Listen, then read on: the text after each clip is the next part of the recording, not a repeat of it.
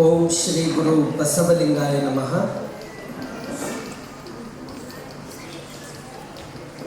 ಧರ್ಮಗುರು ಬಸವಣ್ಣನವರನ್ನು ಸ್ಮರಿಸಿಕೊಂಡು ಎಲ್ಲ ಆರಾಧ್ಯದ ದೈವ ಕನ್ನಡದ ಪಟ್ಟದೇವರೆಂದೇ ಖ್ಯಾತನಾಮರಾದ ಮದ್ಗನಲಿಂಗ ಚಕ್ರವರ್ತಿ ಡಾಕ್ಟರ್ ಚನ್ನಬಸವ ಪಟ್ಟದೇವರನ್ನು ಸ್ಮರಿಸಿಕೊಂಡು ಎನ್ನ ಅಂತರಂಗದ ಶಕ್ತಿ ಮಾತೃ ಹೃದಯಗಳ ಪರಮ ಪೂಜ್ಯರ ಪಾದಕಮಲಗಳಿಗೆ ಭಕ್ತಿಪೂರ್ವಕ ಪ್ರಣಾಮಗಳನ್ನು ಸಲ್ಲಿಸಿ ಇಲ್ಲಿವರೆಗೆ ಬಹಳ ಅರ್ಥಪೂರ್ಣವಾಗಿ ಒಂದು ರೀತಿ ನನಗೆ ಹೊಸ ಒಂದು ನನ್ನ ಬಳಿ ಇರ್ತಕ್ಕಂಥ ಸಮಸ್ಯೆಗಳಿಗೆ ಉತ್ತರಗಳನ್ನು ಒದಗಿಸಿರ್ತಕ್ಕಂಥ ಹಾಗೂ ಈ ನಾಡಿನಲ್ಲೇ ಪ್ರಗತಿಪರ ಚಿಂತಕರು ಆದ ಡಾಕ್ಟರ್ ಸಿದ್ದನಗೌಡ ಪಾಟೀಲ್ರು, ಡಾಕ್ಟರ್ ಲಿಂಗಣ್ಣ ಗೊನ್ನಾಳ್ ಅವರು ಹಾಗೂ ಸಿದ್ದಪ್ಪ ಮೂಲ್ಗೆ ಅವರು ಅನೇಕರು ವೇದಿಕೆಯನ್ನು ಬಹಳ ಅದ್ಭುತವಾಗಿ ಹಂಚಿಕೊಂಡಿದ್ದಾರೆ. ಅದೇ ರೀತಿ ಈ ಒಂದು ಕೊನೆಯ ಹಂತದಲ್ಲಿದ್ದೀವಿ. ಈ ಸಂಭ್ರಮದಲ್ಲಿ ತಾಯಿ ಮಲ್ಲಮ್ಮ ಆರ್ ಪಾಟೀಲ್ರು ಹಾಗೂ ವಿಶೆಟ್ಟಿ ಬಾವ್ಗಿಯವರು, ನಮ್ಮ ರಘುಶಂಕರ್ ಭಾತಮ್ರವರು, ಇಲ್ಲೆಲ್ಲ ಪಾಲ್ಗೊಂಡಂಥ ಎಲ್ಲರಿಗೂ ನನ್ನ ಭಕ್ತಿಪೂರ್ವಕ ಶರಣಾರ್ಥಿ. ವಿಶೇಷವಾಗಿ ಮಹಾರಾಷ್ಟ್ರದ ಡಾಕ್ಟರ್ ರಾಜಶೇಖರ್ ಸೋಲ್ಪುರಿ ಅವ್ರದ್ದು ಬಹಳ ಅದ್ಭುತವಾಗಿ ಮಾತಾಡಿದ್ದಾರೆ. ನಿಜಕ್ಕೂ ಇವೆಲ್ಲ ಕಾರ್ಯಕ್ರಮ ಎದುರ ಸಲುವಾಗಿ, ಈ ಕಾರ್ಯಕ್ರಮ ಉದ್ದೇಶ ಏನು? ಬಹುತೇಕ ಅಪ್ಪೋರು ಇವ್ಯಾವೂ ಫಲಾಪೇಕ್ಷೆಗಳಿಲ್ಲ, ಆದರೆ ನಾವು ಎಲ್ಲರೂ ಕೂಡ್ಕೊಂಡು ಅಪ್ಪೋರು ಮಾಡಿರ್ತಕ್ಕಂಥ ಕಾರ್ಯಗಳು ಅವ್ರ ಎದುರೇ ಏನಾದರೂ ಮಾಡಿದ್ರೆ ಅದು ನಿಜಕ್ಕೂ ನಾವು ಗೌರವ ಕೊಟ್ಟಂಗೆ ಆಗ್ತದಂತಕ್ಕಂಥ ಹಿನ್ನೆಲೆಯಿಂದ ಮತ್ತು ಉಳಿದವರಿಗೆ, ನಮ್ಮಂಥ ಸನ್ಯಾಸಿಗಳಿಗೆ ಒಂದು ಪ್ರೇರಣೆ ಆಗಬೇಕು, ಸ್ಫೂರ್ತಿ ಆಗಬೇಕು. ಇವತ್ತಿನ ದಿನಮಾನಗಳಲ್ಲಿ ಸಮಾಜ ಕಟ್ತಕ್ಕಂಥದ್ದು, ಒಂದು ಏಕತೆ ಇರ್ತಕ್ಕಂಥದ್ದು, ಒಂದು ರೀತಿ ಒಳ್ಳೆಯ ಸನ್ಮಾರ್ಗವನ್ನು ತೋರಿಸ್ತಕ್ಕಂಥದ್ದು ಇವತ್ತಿನ ದಿನಮಾನಗಳಲ್ಲಿ ಅದು ಕೊರತೆಗಳು ಕಾಣ್ತಾ ಇದೆ. ಅದನ್ನು ಮತ್ತೆ ನಾನು ಈ ರೀತಿ ಮಾಡ್ತೀನಿ ಅಂತಕ್ಕಂಥ ಹಂಬಲ, ಉತ್ಕಟ ಹೆಚ್ಚಾಗಬೇಕನ್ನೋ ಉದ್ದೇಶ ಇಟ್ಕೊಂಡೇ ಇದು ರಾಷ್ಟ್ರೀಯ ವಿಚಾರ ಸಂಕಿರಣ. ಎಂತೆಂಥವರು ಈ ದೇಶದಲ್ಲಿ ಎಂತೆಂಥ ಬಹುಮುಖ ಪ್ರತಿಭೆ ಉಳ್ಳವರು ಬೆಳಗ್ಗೆಯಿಂದ ಅವರೆಲ್ಲ ವೇದಿಕೆ ಹಂಚಿಕೊಂಡ್ರು. ಒಬ್ಬರಿಗಿಂತ ಒಬ್ಬರು ಅವರು ಸಾಧನೆಗಳನ್ನು ಮಾಡಿದವರು. ಈ ಸಿದ್ದನಗೌಡ ಪಾಟೀಲ್ರು ಅವರು ಒಂದು ರೀತಿ ಸಂತರಿದ್ದಂಗಿದ್ದಾರೆ. ಅವ್ರ ಬಳಿ ಏನೂ ಇಲ್ಲ, ಅವ್ರ ಬಳಿ ಎಲ್ಲವನ್ನ ಇದ್ದವ್ರ ಬಳಿ ಯಾರಾದರೂ ಕಸ್ಕೋಬೋದು. ಆದರೆ ಸಿದ್ದನಗೌಡ ಪಾಟೀಲ್ ಬಳಿ ಅವ್ರ ಬಳಿ ಆದ ಯಾರಿಗೂ ಕಸ್ಕೊಳ್ಳೋಕ್ಕಾಗಲ್ಲ. ಅದು ಜ್ಞಾನ ಇದೆ, ಅದು ಪ್ರಗತಿಪರ ಚಿಂತನೆ ಇದೆ, ಜನರ ಒಂದು ಏನು ಸಮಸ್ಯೆಗಳವನು ಅಂಥದಕ್ಕೆ ಧ್ವನಿ ಎತ್ತಕ್ಕಂಥ ಹೃದಯವಂತಿಕೆ ಸಿದ್ದನಗೌಡ ಪಾಟೀಲ್ರಿದೆ. ಅಂಥವರೆಲ್ಲ ಒಬ್ಬರಿಗಿಂತ ಒಬ್ಬರು ಅವರೆಲ್ಲರೂ ಬಹಳ ಪರಿಣಾಮಕಾರಿಯಾಗಿ ಮಾತುಗಳನ್ನಾಡಿದ್ದಾರೆ. ವಿಶೇಷವಾಗಿ ನಮಗೆ ಇಂಥ ಪೂಜ್ಯರು ನಮಗೆ ಸಿಕ್ಕಿದ್ದೇ ಒಂದು ನಮ್ದು ಯಾವುದೋ ಒಂದು ಸೌಭಾಗ್ಯ ಇದೆ. ಯಾಕಂದರೆ ಇಷ್ಟು ಸರಳ, ಸಾತ್ವಿಕ, ವಿನಯ, ಸ್ವಚ್ಛ ಹೃದಯ, ಬಹುತೇಕ ಎಲ್ಲರ ಬಳಿ ಏನೇನೋ ಇಟ್ಕೊಂಡು ಹಣ ಏನೇನೋ ಇಟ್ಕೊಂಡು ಆ ಯೋಜನೆಗಳು ಹಾಕ್ತಾರೆ. ನಮ್ಮ ಗುರುಗಳ ಹತ್ತಿರ ಹಣ ಇಲ್ಲದೆ ಯೋಚನೆಗಳು ಹಾಕಿ ಈ ಸಂಸ್ಥೆಯನ್ನು ಕಟ್ಟಿದವರು ಪರಮ ಪೂಜ್ಯ ಡಾಕ್ಟರ್ ಬಸವಲಿಂಗ ಪಟ್ಟದೇವರು. ನಿಜಕ್ಕೂ ಒಂದು ರೀತಿ ನಾವೆಲ್ಲ ವಿದ್ಯಾರ್ಥಿಗಳಾಗಿ ಇಲ್ಲಿ ಬಂದಾಗ ಎಂಥ ಪರಿಸ್ಥಿತಿ ಇತ್ತು, ಎಷ್ಟು ಸಮಸ್ಯೆಗಳಿತ್ತು. ಅಂಥದ್ರಲ್ಲಿ ಇವತ್ತು ನಾವು ವಿದ್ಯಾರ್ಥಿಗಳಿದ್ದಾಗ ಇಲ್ಲಿ ಒಂದು ರೀತಿ ಪ್ರಸಾದ ಸಿಗಬೇಕಾದ್ರೆ ಆ ಘಂಟಿ ಶಬ್ದ ಕೇಳಿ ಓಡಿ ಬರ್ತಿದ್ದೀವಿ. ಅಂದ್ರೆ ಅಷ್ಟು ಆ ಕಷ್ಟಗಳಿತ್ತು, ಸಮಸ್ಯೆಗಳಿತ್ತು. ಆದ್ರೆ ಇವತ್ತು ರಾತ್ರಿಯನ್ನೇ ಹಗಲಾಗಿ ಸೇವೆ ಸಲ್ಲಿಸಿದ ಫಲನೇ ಇವತ್ತು 20,000 ಮಕ್ಕಳು ಶಿಕ್ಷಣವನ್ನು ಪಡೀತಾ ಇದ್ದಾರೆ. ಇವತ್ತು ಇಡೀ ನಾಡಿನಲ್ಲಿ ಬಹುತೇಕ ನಂದು ಗುರುಗಳು ಅಂತಕ್ಕಂಥ ಒಂದು ಕಡೆ ಅಭಿಮಾನ ಇದ್ದರೂ ಕೂಡ ಇವತ್ತು ಸನ್ಯಾಸಿಗಳಲ್ಲಿ ಏನು ಇರಬೇಕು ಅದನ್ನೆಲ್ಲ ಪರಿಪೂರ್ಣ ಕಂಡಿದ್ದು ಪರಮ ಪೂಜ್ಯ ಡಾಕ್ಟರ್ ಬಸವಲಿಂಗ ಪಟ್ಟದೇವರು. ನಿಜಕ್ಕೂ ಅವ್ರು ಯಾವುದೋ ಫಲಾಪೇಕ್ಷೆಗಳನ್ನು ಇಟ್ಕೊಂಡಿಲ್ಲ. ಬಹುತೇಕ ಬಸವ ಕಲ್ಯಾಣ ಅನುಭವ ಮಂಟಪ ಅಧ್ಯಕ್ಷರಾದರು. ಇಲ್ಲೆಲ್ಲ ಮಾತಿನಲ್ಲಿ ಹೇಳಿದ್ರು, ಅನುಭವ ಮಂಟಪಕ್ಕೆ ಹೋದ್ರೆ ಒಂದು ಸ್ವಲ್ಪ ವರ್ಷದ ಹಿಂದೆ ಅಲ್ಲಿ ನೀರು ಕೂಡ ಸಿಗ್ತಿದ್ದಿಲ್ಲ, ಅಂಥ ಪರಿಸ್ಥಿತಿ ಅಲ್ಲಿತ್ತು. ಆದರೆ ಇದೇ ಗುರುಕುಲದಲ್ಲಿ ಆ ಟ್ರಸ್ಟಿಗಳು ಎಲ್ಲರೂ ಸೇರ್ಕೊಂಡು ಬಂದು ಅದರ ಅಧ್ಯಕ್ಷ ತಾವೇ ಆಗಬೇಕು, ತಾವೇ ಮುಂದುವರಿಬೇಕು ಅಂತ ಸಾಷ್ಟಾಂಗ ಹಾಕಿ ಪರಿಪರಿಯಾಗಿ ಅವರು ಬೇಡ್ಕೊಂಡರು. ಅವರು ಅಧ್ಯಕ್ಷ ಆಗಬೇಕಂತೂ ಬಯಸಲಿಲ್ಲ. ಆದರೆ ಅವರೆಲ್ಲರ ಒಂದು ವಿನಂತಿ, ವಿಶೇಷವಾಗಿ ಇಲಕಲ್ ಅಪ್ಪವರು ದೊಡ್ಡವರು, ಅವರು ಫೋನ್ನಲ್ಲಿ ಮಾತಾಡ್ತಾ ಹೇಳಿದ್ರು, ನಾ ಇಲ್ಲದೇ ಸಾಷ್ಟಾಂಗ ಹಾಕ್ತೀನಿ, ತಾವಿದು ಆ ಒಂದು ಸ್ಥಾನವನ್ನು ನೀವು ಸ್ವೀಕಾರ ಮಾಡಬೇಕಂತ.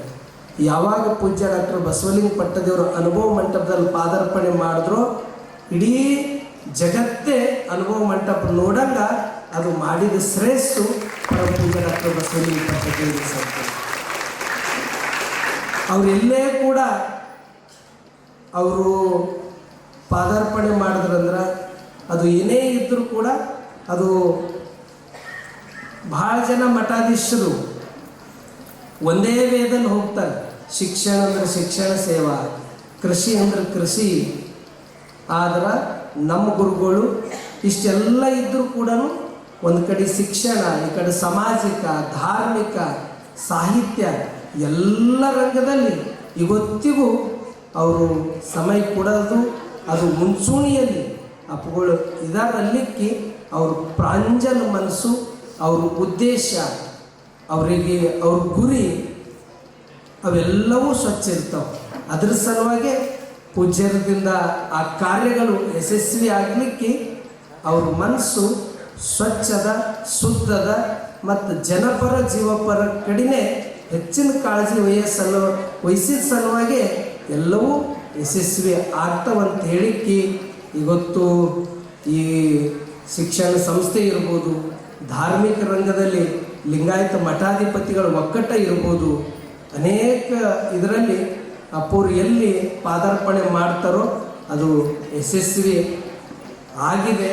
ಅಲ್ಲಿಕ್ಕೆ ಅನೇಕ ಉದಾಹರಣೆಗಳು ಇವೆ ಅಂತ ಹೇಳಿಕ್ಕೆ ನನಗೆ ಹೆಮ್ಮೆ ಅನ್ನಿಸ್ತದೆ. ನಿಜಕ್ಕೂ ಇಂಥ ಪೂಜ್ಯರನ್ನು ಪಡೆದಿದ್ದು ನಾವೆಲ್ಲರೂ ಸೌಭಾಗ್ಯವಂತರಿದ್ದೀವಿ.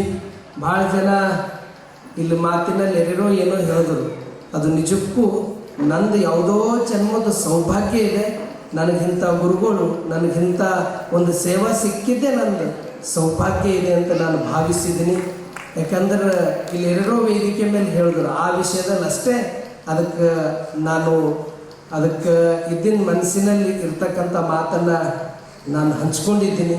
ಯಾಕಂದ್ರೆ ಇಲ್ಲಿ ಭಾಳ ಜನ ಇದ್ದಾರೆ, ಆದ್ರೆ ತ್ಯಾಗ ಮಾಡಿ ಏನೇನೋ ಮಾಡಿದವರು, ಜ್ಞಾನ ಇದ್ದವರಿಗೆ ಅಧಿಕಾರ ಕೊಡೋದು ಅದು ದೊಡ್ಡದು. ಆದರೂ ಏನೂ ಇಲ್ಲದಂಥ ಮನುಷ್ಯನಿಗೆ ಒಂದು ರೀತಿ ಹೆಂಗೆ ಶಿಲ್ಪಿಕಾರ ಒಂದು ಬಸವಣ್ಣನ ಮೂರ್ತಿ, ಒಂದು ಬುದ್ಧಂದು, ಅಂಬೇಡ್ಕರ್ ತೆಗಿಬೇಕಾದ್ರೆ ವೇಸ್ಟೇಜ್ ಎಲ್ಲ ತೆಗೆದು ಒಂದು ಮೂರ್ತಿ ತಯಾರು ಮಾಡ್ತಾನೆ. ಹಂಗೆ ನನ್ನ ಬಳಿ ಇರ್ತಕ್ಕಂಥ ಅನೇಕ ಅವು ಏನೇನೋ ಇದ್ದಿರ್ತಕ್ಕಂಥದ್ದು ಅವು ವೇಸ್ಟೇಜ್ ತೆಗೆದು ಈ ಮಟ್ಟಕ್ಕೆ ಬೆಳೆಸಿದ ಶ್ರೇಯಸ್ಸು ಪರಮಪೂಜ್ಯ ಡಾಕ್ಟರ್ ಬಸವಲಿಂಗ ಪಟ್ಟದೇವರಿಗೆ ಸಲ್ತದೆ. ನನ್ನಂಥವ್ರು ಎಷ್ಟೋ ಜನ ಸನ್ಯಾಸಿಗಳನ್ನು ಇವತ್ತು ಅವ್ರು ಹೇಳ್ತಿದ್ದರು, ಒಂದೂ ದಿನ ನಮಗೆ ಮೈಕ್ ಸಿಗಲ್ರಿ, ನಮಗೊಂದೂ ದಿನ ನಮಗೆ ಮಾತಾಡ್ತಕ್ಕಂಥ ಅವಕಾಶ ಸಿಗಲ್ಲ.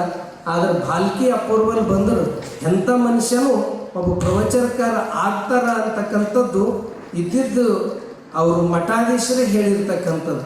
ಯಾಕೆ ಅಂತಂದರೆ ಇಲ್ಲಿ ಅಪ್ಪವ್ರದ್ದು ಹೃದಯ ಹೇಗಿದೆ ಅಂದರೆ ಎಷ್ಟೇ ಒತ್ತಡಿದ್ರೂ ಸಣ್ಣವ್ರಿಗೆ ಬೆಳೆಸ್ತಕ್ಕಂಥ ಹೃದಯವಂತಿಕೆ ಅಪ್ಪವ್ರದ್ದಿದೆ. ಹೀಗಾಗಿ ಇತ್ತೀಚೆಗೆ ಅನೇಕರು ಇಲ್ಲಿ ಗದಗಿನ ಜಗತ್ತೋಳು ಹೇಳ್ತಿದ್ದರು, ಮಠಾಧೀಶರು ಆಗೋರು ಭಾಲ್ಕಿ ಮಠದ ಆಚಾರ ವಿಚಾರಗಳು ಅವ್ರ ಬಳಿ ಹೋಗಿ ನೋಡಿ ಕಲ್ತರು ಸಾಕು, ನೀವೊಬ್ಬರು ನಾಡಿನಲ್ಲಿ ಆದರ್ಶ ಮಠಾಧೀಶರಾಗ್ತೀರಿ. ಅನೇಕ ಮಠಾಧೀಶರನ್ನ ಇಲ್ಲಿ ಭಾಲ್ಕಿ ಮಠದಲ್ಲಿ ತಂದಿಟ್ಟು ಅಪ್ಪೋರ್ ಗಾಬರಿ ಅದು, ನಮ್ಮಲ್ಲಿ ಯಾವುದೂ ವ್ಯವಸ್ಥೆಗಳಿಲ್ಲ.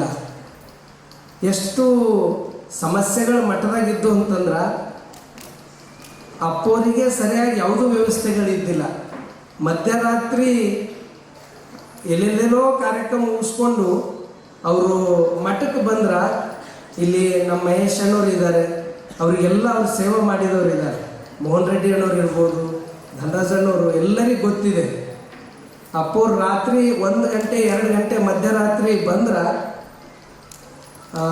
ಶೌಚಾಲಯಕ್ಕೆ ಹೋಗ್ಬೇಕಾದ್ರೆ ಪೂರ್ತಿ ಕೆಳಗಡೆ, ಒಂದಕ್ಕೆ ಹೋಗ್ಬೇಕಾದ್ರೂ ಪೂರ್ತಿ ಕೆಳಗಡೆ ಹೋಗಿ ಅಂಥ ಮಧ್ಯರಾತ್ರಿದಾಗ ಬಂದರೂ ಕೂಡ ಒಂದು ಸಣ್ಣದೇನು ಸಿದ್ದಪ್ಪವ್ರು ಹೇಳಿದ್ರಲ್ಲ, ಅದು ಕಟ್ಟಿಕೊಳ್ತಕ್ಕಂಥ ಹಣನೂ ಇದ್ದಿಲ್ಲ ಅನ್ನೋದು ಸತ್ಯ ಇದೆ.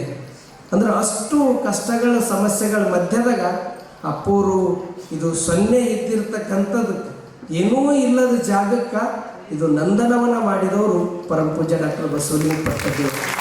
ಧಾರ್ಮಿಕ ರಂಗದಲ್ಲಿ ಒಂದು ಘಟನೆಯನ್ನು ಹೇಳಿ ಬಹಳ ಪರಿಣಾಮಕಾರಿ. ಅಪ್ಪೋರು ಅವರು ಉತ್ತರಾಧಿಕಾರಿ ಅಂತ ನೇಮಕ ಆದ ತಕ್ಷಣ ಈ ದಸರಾ ಸಂದರ್ಭದಲ್ಲಿ ಒಂದು ಎತ್ತಿನ ಬಂಡಿ ಮೂಲಕ ಅವರು 1 ತಿಂಗಳ ಪರ್ಯಂತ ಹಳ್ಳಿಯಿಂದ ಹಳ್ಳಿಗೆ ಧರ್ಮ ಪ್ರವಚನ ಮಾಡಕ್ಕಂತೆ ಹಳ್ಳಿಯಿಂದ ಹಳ್ಳಿಗೆ ಹೋದರು. ಆ ಪ್ರವಚನ ಮಾಡೋದು ಹೇಗೆ ಅಂತಂದರೆ, ನಾವು ಕರಪತ್ರ ಹಾಕಿಸ್ತೀವಿ, ನಾವು ಇವತ್ತಿನ ಜಾಲತಾಣದಲ್ಲಿ ಏನೇನಿದೆ ಅವೆಲ್ಲವನ್ನ ಫೆಸಿಲಿಟಿ ನಾವು ಸದ್ಬಳಕೆ ಮಾಡ್ಕೋತೀವಿ. ಆದ್ರೆ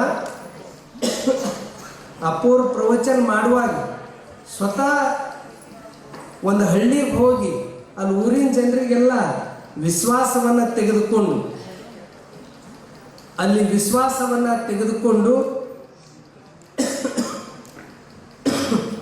ಒಂದು ಹನುಮಂದಿರ ಗುಡಿನೋ ಲಕ್ಷ್ಮೀ ಗುಡಿನೋ ಆ ಒಂದು ಇದ್ರ ಮೇಲೆ ಪ್ರವಚನ ಮಾಡ್ತಕ್ಕ ಒಂದು 5 ದಿನ 8 ದಿನ 11 ದಿನ ಪ್ರವಚನ ಮಾಡ್ಬೇಕಂತ ತಿಳ್ಕೊಂಡು ಎಲ್ಲ ಊರಿನ ಜನರಿಗೆ ಹೇಳಿದ ಒಪ್ಕೊಂಡು ಮತ್ತು ಸಾಯಂಕಾಲ ತನಕ ಊರು ತುಂಬ ಜಂಟಿ ತಗೊಂಡು ಪ್ರಚಾರ ಮಾಡೋರು ಅಪ್ಪೋರೆ. ಕೊನೆಗೆ ರಾತ್ರಿ ಹೊತ್ತು ಬಂದಾಗ ಪ್ರವಚನ ಮಾಡೋರು, ಪ್ರಚಾರ ಮಾಡೋರು ಅವರೇ, ಪ್ರವಚನ ಹೇಳೋರು ಅವರೇ. ಅಂದ್ರೆ ಅವ್ರ ಬಳಿ ಎಷ್ಟು ಇದು ನಾಯಕ ಮಾಡಬೇಕು, ಅದು ಮತ್ತೊಬ್ಬರು ಮಾಡಬೇಕೆಂಬ ಭಾವನೆ ಇಲ್ಲ.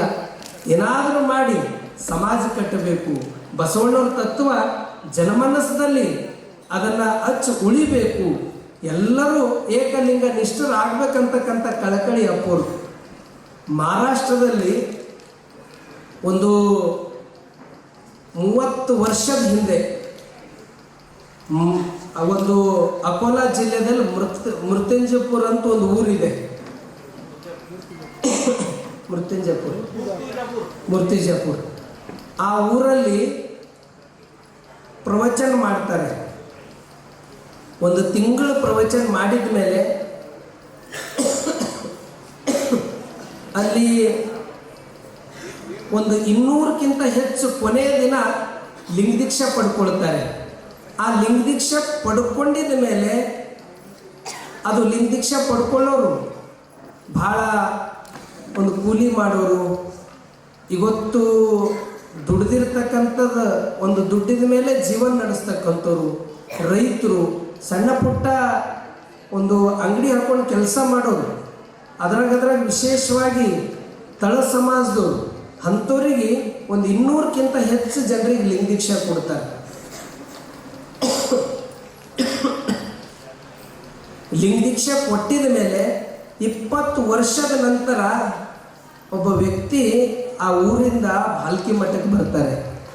ಆ ಭಾಲ್ಕಿ ಮಠಕ್ಕೆ ಬಂದು ಒಂದು 100 ಜನರನ್ನು ಕಟ್ಕೊಂಡು ಬರ್ತಾರೆ. ಅವರು ಸಾಷ್ಟಾಂಗ ಹಾಕ್ತಾರೆ, ಸ್ವಾಮೀಜಿ ನನಗೆ ಹಿಂದೆ ನೀವು ಒಂದು 30 ವರ್ಷದ ಹಿಂದೆ ನನಗೆ ಲಿಂಗ ದೀಕ್ಷೆ ಮಾಡಿದ್ರಿ. ಆ ದೀಕ್ಷೆ ಮಾಡಿದ ಸಲುವಾಗಿ ನನ್ನ ಜೊತೆ ಇರ್ತಕ್ಕಂಥ ಗೆಳೆಯರು ಯಾವ್ಯಾವೋ ಚಟಕ್ಕೆ ಬಲಿಯಾದರು. ಆದರೆ ಅವತ್ತು ನೀವು ನಾನು ದೀಕ್ಷೆ ಮಾಡಿರಂತ ತಿಳ್ಕೊಂಡು ಇವತ್ತು ನಿಮ್ಮ ಆಶೀರ್ವಾದದಿಂದ ನಾನು ಇವತ್ತು ಶಾಸಕನಾಗಿ ತಮ್ಮ ಆಶೀರ್ವಾದ ತಗೊಳ್ಳಕ್ಕೆ ನಾನು ಬಂದೀನಿ.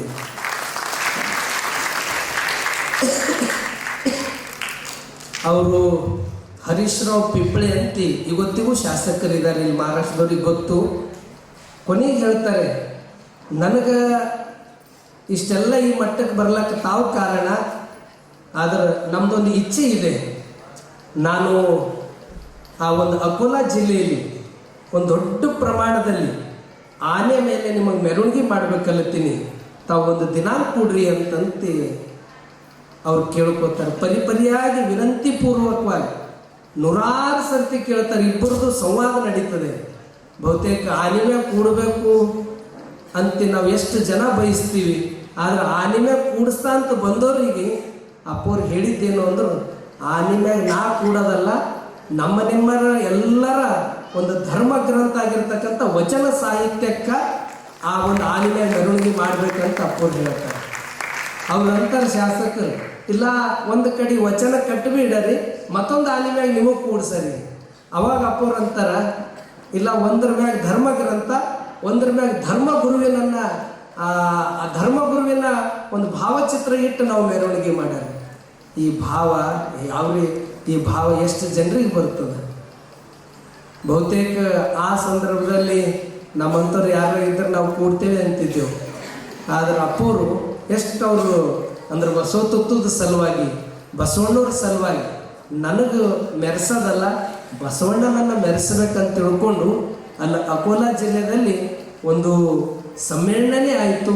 ಕೊನೆಗೆ ಅಪ್ಪವ್ರ ಮಾತಿಗೆ ಹರೀಶ್ ರಾವ್ ಪಿಂಪಳೆಯವರು ಒಪ್ಕೊಂಡು ಅವರು ಮೇದಾರ್ ಕೇತಯ್ಯ ಸಮಾಜದವರು, ಅವರು ಈ ಬುಟ್ಟಿ ಈ ಚೀರೆಗಳನ್ನು ಮಾಡ್ತಕ್ಕಂಥವ್ರು, ಈ ಮರಗಳನ್ನು ಮಾಡ್ತಕ್ಕಂಥವ್ರು, ಅಂಥ ಜನರಿಗೆ ಅಪ್ಪವ್ರು ಇವತ್ತು ಆ ಭಾಗದ ಜನ ಎಲ್ಲ ಒಂದು ಸನ್ಮಾರ್ಗದಾಗ ಇರಲಿಕ್ಕೆ ಪೂಜ್ಯ ಡಾಕ್ಟರ್ ಬಸವಲಿಂಗ ಪಟ್ಟದೇವರ ಒಂದು ಅವರ ಆಶೀರ್ವಾದ ಶಕ್ತಿ ಇವತ್ತು ಯಾವ ಮಟ್ಟಕ್ಕೆ ನಮಗೆ ಬೆಳೆಸಿದೆ ಅಂತಕ್ಕಂಥದ್ದು ಅವರು ಹೇಳಿದ ಮಾತನ್ನು ನೆನಪಿಸಿದ್ದೀನಿ. ಅಷ್ಟೇ ಅಲ್ಲ, ಈ ಶಿಕ್ಷಣ ರಂಗದಲ್ಲಿ ಅನೇಕ ವಿದ್ಯಾರ್ಥಿಗಳು ಈ ಗಡಿ ಭಾಗದಲ್ಲಿ ಭಾಳ ಜನ ಪಟ್ಟಣದಲ್ಲಿ ಶಿಕ್ಷಣ ಮತ್ತೊಂದು ಎಲ್ಲ ವ್ಯವಸ್ಥೆ ಇರ್ತದೆ. ಆದರೆ ಹಳ್ಳಿ ಜನರಿಗೆ ಅದು ಸಣ್ಣ ಪುಟ್ಟ ಒಂದು ಕೆಲಸ ಮಾಡ್ತಕ್ಕಂಥವ್ರು ಇಲ್ಲೇ ನಮ್ಮ ಗುರುಕುಲದಲ್ಲೇ ಇಲ್ಲಿ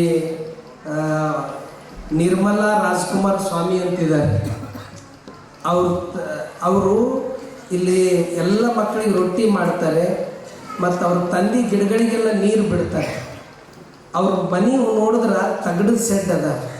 ಆದ್ರೆ ಅಪ್ಪವರು ಆಶೀರ್ವಾದದಿಂದ ಅವ್ರ ಮಗ ಅಭಿಷೇಕ್ ರಾಜ್ಕುಮಾರ್ ಸ್ವಾಮಿಯವರು ಈಗ ಮೆಡಿಕಲ್ ಮುಗಿಸ್ಕೊಂಡು ಇಲ್ಲಿಗೆ ಬಂದಿದ್ದಾರೆ. ನಮ್ಮ ಅಭಿಷೇಕ್ ರಾಜ್ಕುಮಾರ್ ಸ್ವಾಮಿ ಅಂದ್ರೆ ಸಣ್ಣ ಪುಟ್ಟ ಕೆಲಸ ಮಾಡೋರು. ಇಲ್ಲಿ ಒಬ್ಬ ಸಿದ್ಧಲಿಂಗ ಅಂತಿದ್ದ ಹುಡುಗ, ಅವರು ತಂದೆ ಕ್ಯಾಂಟೀನ್ದಾಗ ಕೆಲಸ ಮಾಡ್ತಾರೆ. ಅವ IIT ಸ್ಟೂಡೆಂಟ್. ಅಂದ್ರೆ ಸಣ್ಣ ಪುಟ್ಟ ಒಂದು ಅವ್ರ ಶಿಕ್ಷಣದ ಒಂದು ಹೆಜ್ಜೆಗೆ ಆ ಶಿಕ್ಷಣದ ಒಂದು ಶಾಲೆಗೆ ಹೋಗಲ್ತಕ್ಕಂಥ ವ್ಯವಸ್ಥೆ ಅವ್ರ ಮನೆತನದಲ್ಲಿ.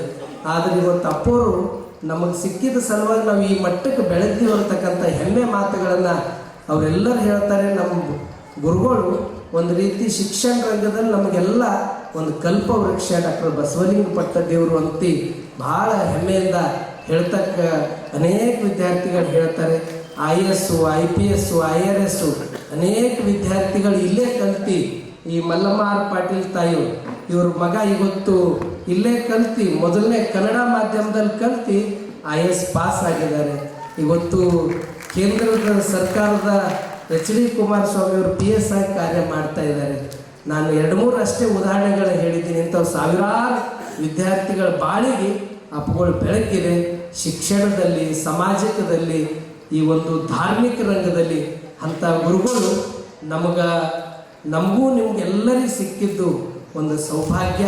ಅಂಥವರ ಒಂದು ಅಮೃತ ಮಹೋತ್ಸವ ಸಮಾರಂಭದ ಒಂದು ಕಾರ್ಯಕ್ರಮದಲ್ಲಿ ನಾವು ನೀವು ಭಾಗಿಯಾಗೋದು, ನಾವು ಈ ರೀತಿ ಕಾರ್ಯಕ್ರಮದಲ್ಲಿ ಪಾಲ್ಗೊಳ್ಳದೆ ಒಂದು ಯಾವುದೋ ನಮ್ದೆಲ್ಲರದು ಸುದೈವಿ ಅದ ಅಂತಕ್ಕಂಥ ಮಾತನ್ನು ತಿಳಿಸಿ ಮತ್ತೊಮ್ಮೆ ಈ ಕಾರ್ಯಕ್ರಮಕ್ಕೆ ಅನೇಕ ನಾಡು ಕಂಡವರು, ರಾಷ್ಟ್ರ ಕಂಡವರು ಎಲ್ಲರೂ ಆಗಮಿಸಿದ್ದಾರೆ. ಅವರೆಲ್ಲರಿಗೆ ಮತ್ತೊಮ್ಮೆ ಭಕ್ತಿಪೂರ್ವಕ ಶರಣಾರ್ಥಿಗಳನ್ನು ಸಲ್ಲಿಸಿ ನನ್ನ ಮಾತಿಗೆ ವಿರಾಮ ಕೊಡ್ತೀನಿ. ಈಗ ಡಾಕ್ಟರ್ ಬಸವರಾಜ್ ಬಲ್ಲೂರು ಅವ್ರ ಮಾತುಗಳನ್ನ ಕೇಳಿದ ಮೇಲೆ ಇಲ್ಲಿ ಮಂಗಲ ಆಗ್ತದೆ. ತಾವೆಲ್ಲರೂ ಅಲ್ಪ ಉಪಹಾರವನ್ನು ಸ್ವೀಕರಿಸಿ ಮತ್ತೆ ಮುಂದಿನ ಒಂದು ಇದಕ್ಕೆ ನೀವು ಕಾರ್ಯಕ್ಕೆ ಹೆಜ್ಜೆ ಇಡಬೇಕು. ಮತ್ತೆ